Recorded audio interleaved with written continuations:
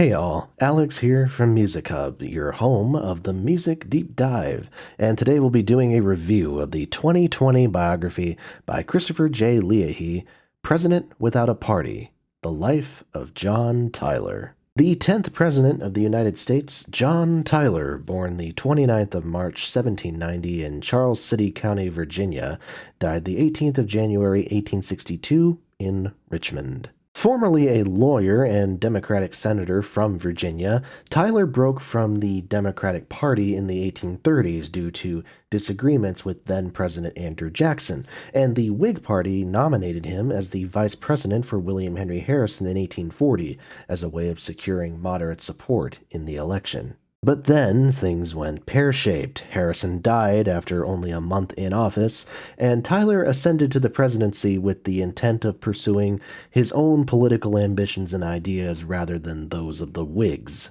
After vetoing several important pieces of legislation, Tyler was expelled by the Whigs in 1841 and spent the rest of his career with no political allegiance really except to his own principles. For the record, those principles include procreation. He fathered 15 children, and one of his grandchildren is still alive as of today, as well as supporting slavery. Tyler was actually elected to the Confederate House of Representatives shortly before his death, which definitely ended his life in quite a bit of shadow. This book was written by Christopher Joseph Leahy, born May 1969 in Baltimore. A professor of history at Cayuga College in New York, Leahy has always made Tyler a primary focus of his research, including his doctoral dissertation at Louisiana State University. Leahy has written several articles on Tyler and on early American politics, but this is his first full-length book on the subject.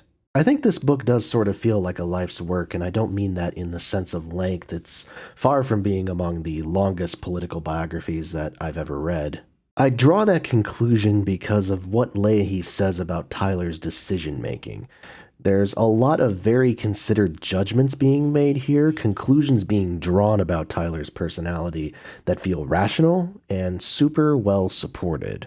I've seen other biographies of lesser presidents that make time for political analysis but ignore other aspects of the character, and this book takes the time to really give a full picture of this president's life, one who hasn't been researched as exhaustively as most others and won't have as much material to build on as a result. Tyler's presidential years make up the majority of this book, and I think one of Leahy's main points is wanting to establish those years as a turning point for American history, making that case. Tyler's emergence was pretty much the death knell for the Whig Party, even if they didn't know it at the time because of how much it sent the party into disarray.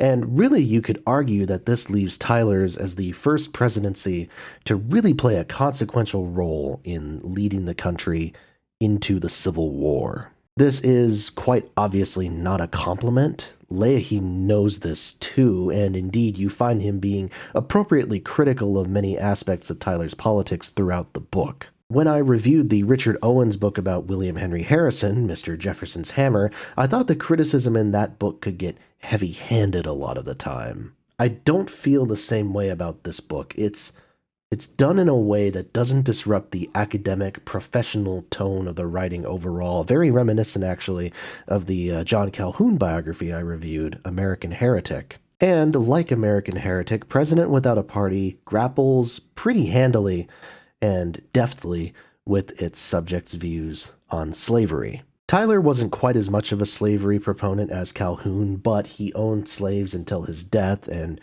did not set any free either during his life or afterwards, and again, he was a member of the Confederate Congress. Like, I want you to think about that for a second, the fact that a former United States president was serving on the Congress of the Confederate States of America. Like, that's pretty fucking insane when you think about that. Or, given more recent events, perhaps it isn't as insane as I make it sound, now that I think about it. The way Leahy puts it, Tyler's legacy would have been much better protected if he had died a few years earlier than he did, so as to save himself from his ambitions and questionable moral views and the kind of results of that. It's a hell of a conclusion for a biographer to draw so explicitly, and there's a part of me that wishes he didn't say it because why should we approach Tyler's legacy from that standpoint? It's not my job to say what his legacy should or shouldn't be, or to wish for what it should or shouldn't be. I don't care to really kind of dwell on these alternative realities where he's saved from himself. I think that's bullshit. What happened happened and happened for a reason, right? But either way, Tyler's later years are still criticized plenty, as is his poor treatment of women, having children with his wife even as his health was failing, and blaming the poor judgment of women for the rise of anti-slavery movements.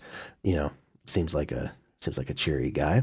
Rest assured, if you haven't drawn this conclusion from the review so far, you'll very likely hate John Tyler at the end of this book, unless you're one of those people who yearns for the antebellum days of the South, in which case, fuck you. But it's a well-written piece of history that makes a compelling case for the arguments that it presents.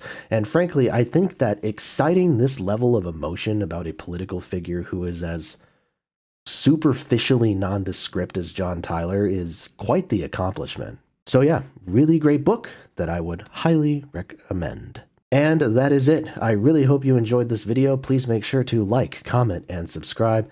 As always, more reviews are to come. Tell a friend as well. Thank you so much for watching, and I'll see you next time right here at your home of the Music Deep Dive.